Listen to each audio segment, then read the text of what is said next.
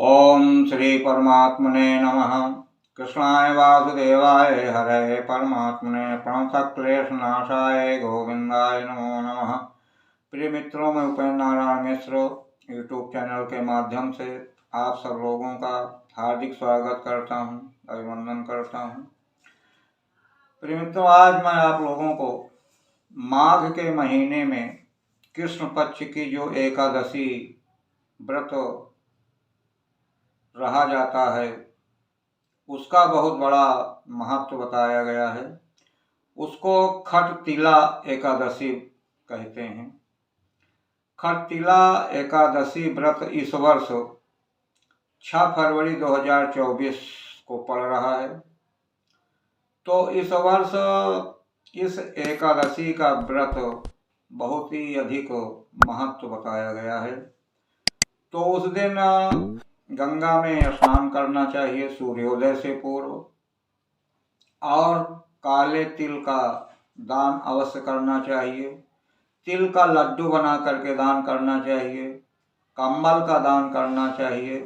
अनेक प्रकार के अपने सामर्थ्य के अनुसार यदि हो सके तो स्वर्ण दान सबसे उत्तम बताया गया है। तो इसको कैसे करना चाहिए, इसकी विधि हम आपको बता रहे हैं।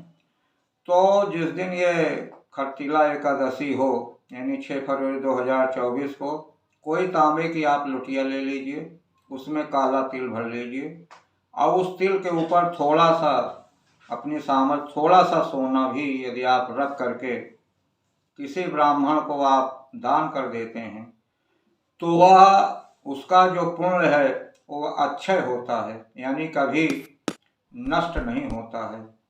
तो प्रिय मित्रों, जो एकादशी का व्रत रहते हैं तो इस दिन इन चीज़ों का दान अवश्य करें।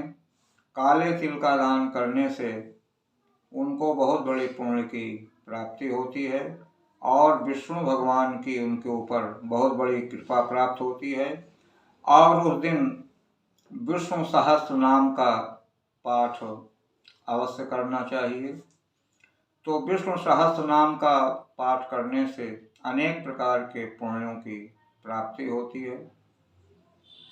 और इसमें विधान ये बताया गया है, खटतिला एकादशी के दिन गाय के गोबर में पहले से ही ये व्यवस्था कर लेनी चाहिए कि गाय के गोबर में रुई और काला तिल मिला करके छोटी छोटी गोली बना लेना चाहिए, 108 गोली, और उसको कंडे में कंडा जला करके उस गाय के गोबर की जो गोली बनी हुई है, न बहुत बड़ी हो न बहुत छोटी हो, घी में लगा करके द्वादशाक्षर मंत्र के द्वारा हवन करे, ओम नमो भगवते वासुदेवाय।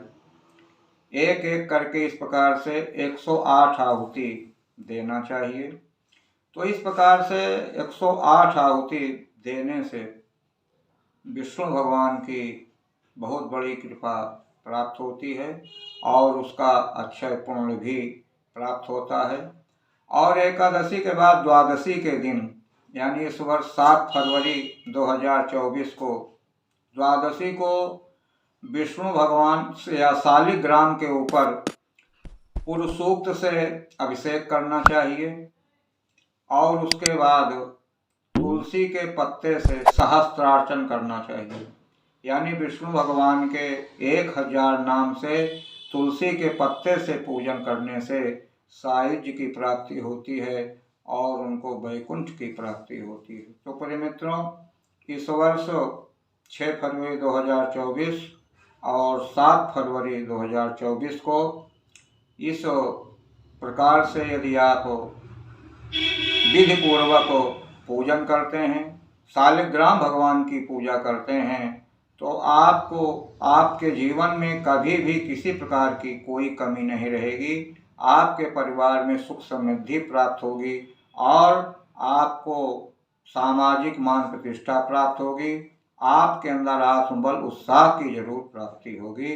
तो फिर मित्रों, इस उपाय को इस दिन आप जरूर करें और व्रत रहें, और जिस विधि से हम बताए हैं इस विधि से यदि आप पालन करते हैं तो इससे जरूर आपको लाभ मिलेगा।